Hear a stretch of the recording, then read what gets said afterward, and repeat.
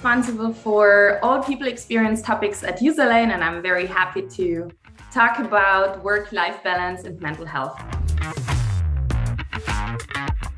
First of all, I like to point out that I'm not really a big fan of talking about work-life balance because that somehow gives the impression that work and life are somehow competing, and we need to find a balance between these two items. And I rather prefer talking about a work-life integration that gives us a better idea of complementing these two aspects in our life, because otherwise we kind of end up thinking that we don't live when we work and vice versa, right?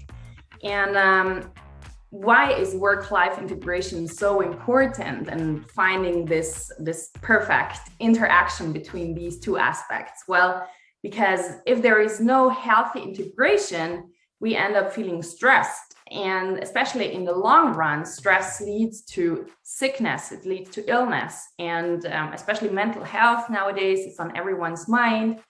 And that's why, obviously, as a people experience responsible at Userlane and generally being passionate about mental health, this is a topic that keeps me up at night. I did grow up in a family that run their own business, and there did not exist weekends. There did not exist evenings where you turned off your computer. And basically, we always talked about work, and everyone, still nowadays, when I visit my parents, everyone's super passionate about what we do and our work. And therefore, that was my first approach to work. And I never grew up with this idea of going to work and going back home and living a different life. And that was my initial approach. So when I started my first job, it was in a recruitment agency. I ended up working 70 hours a week, and it was really difficult to find this balance. And after 1.5 years, approximately, I went on vacation, completely exhausted. And this was kind of a vicious circle for many years, so that I ended up working 60 hours or more. Then I went on vacation, and I didn't really have a private life.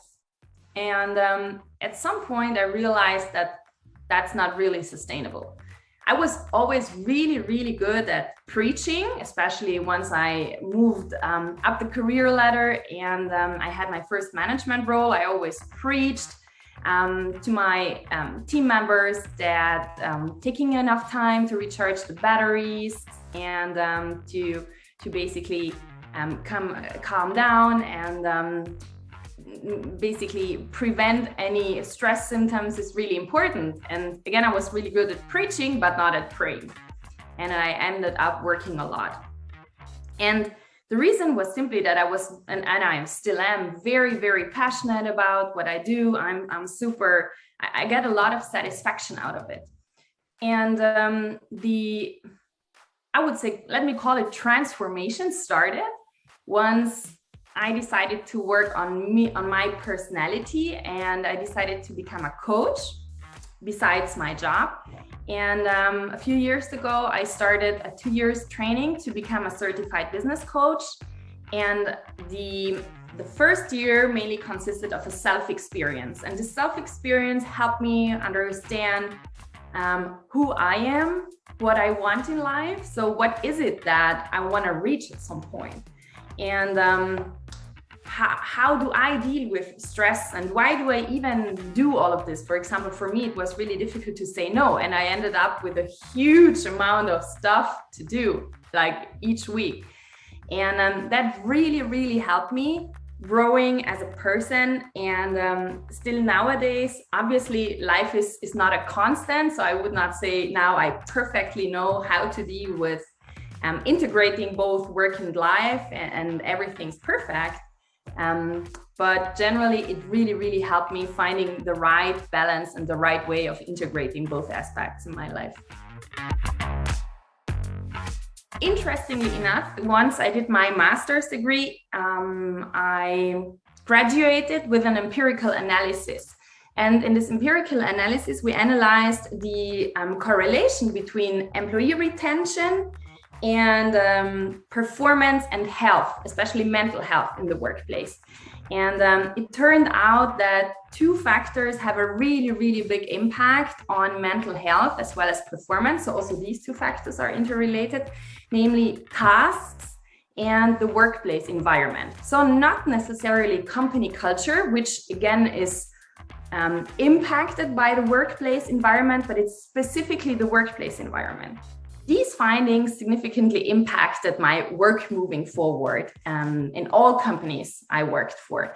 And this is also why at Userlane, we strongly emphasize that what people do and the environment we create is significantly impacting health as well as performance. And what we all want to build is an environment where people are willing to perform intrinsically, and where people feel safe, where people feel healthy. And only if you feel safe, you can be healthy.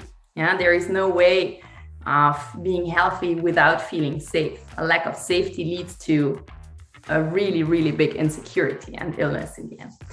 And therefore, we do put a strong focus on leadership development. This is something we're not yet doing at this point, but we are right now planning to roll out a program for holistic leadership development that really helps, especially leaders, being mindful of their employees' time, being mindful of their employees' health, and supporting them on their way.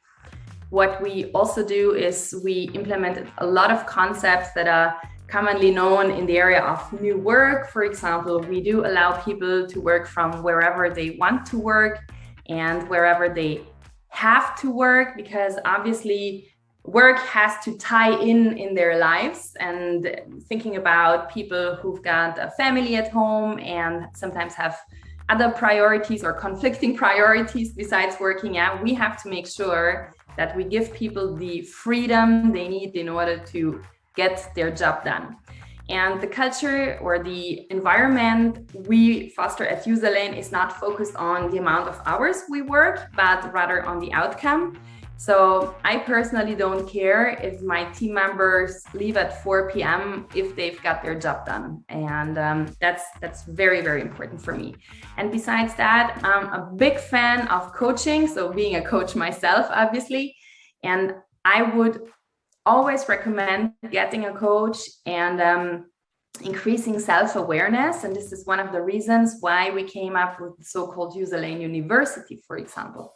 And the Userlane University gives or is a framework for all employees to find trainings and coachings that are suitable to their career path and that help them grow on their way. And this is just a collection of examples what we do at Userlane. And generally speaking, I truly believe, as I said in the beginning, that a healthy working environment where you can openly communicate concerns, where you can ask questions without being criticized, where you can openly talk about any issues. A healthy feedback culture is so critical and so important for establishing an environment where people feel safe and in the end healthy. I would say the first tip is take time to reflect. Who am I? What do I want in life? And what really drives satisfaction in life?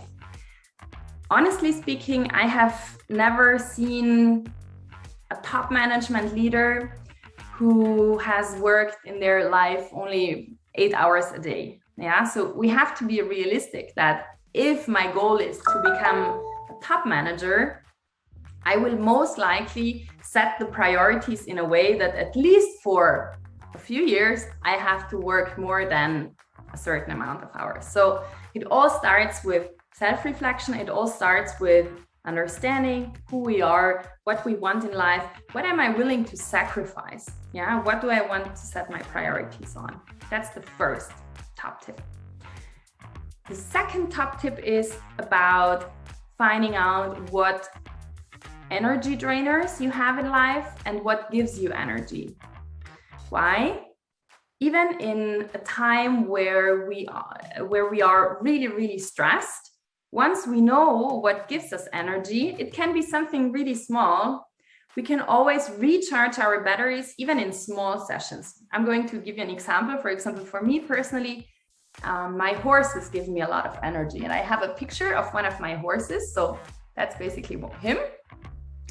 And I do have it close to my computer. And whenever I feel stressed, I look at him and I immediately feel better, because I know that whenever I am with him, I feel relaxed, and it helps me zooming out of the problem or of the current situation and taking a breath and looking at it from the top, to say so. Third tip, watch your emotions. So you know what you want to reach in life, yeah? So you've implemented the first tip, you know what you want to get done, you know your priorities, you know what you're willing to sacrifice, you know what is an energy drainer, and you know what gives you energy. Pay attention to your emotions. So life, as I said before, life is not a constant, and we always end up in situations where we feel more stressed, and mostly it's because we eventually deal with people who trigger something in us, for example, or we work with people who are extremely demanding and we don't know how to say no, right? We still need to learn that. Pay attention to your emotions, take them seriously, and take time to reflect on them. Ask yourself, why is this right now happening with me? And if you feel like you're stuck and you're not able to get out of this situation, get yourself a coach, work on these topics, because I am 100% confident that thank God we can grow in lives, and if we're willing to work on us, we can get out of tricky situations and develop as persons. And to end this top tip, there is a really nice saying in Japan that says, I just need to read it, be like the bamboo, bend gracefully and you will never break. And if we learn to be flexible in life, if we learn to, so if we know that we are the bamboo, and if we learn to bend, and if we are aware of how much we want to bend from left to the right, then we're able to stay healthy and we will never break. And that's my expectation towards the working environment at Userlane. So creating a field with a lot of healthy bamboos, to say so, that can grow and develop.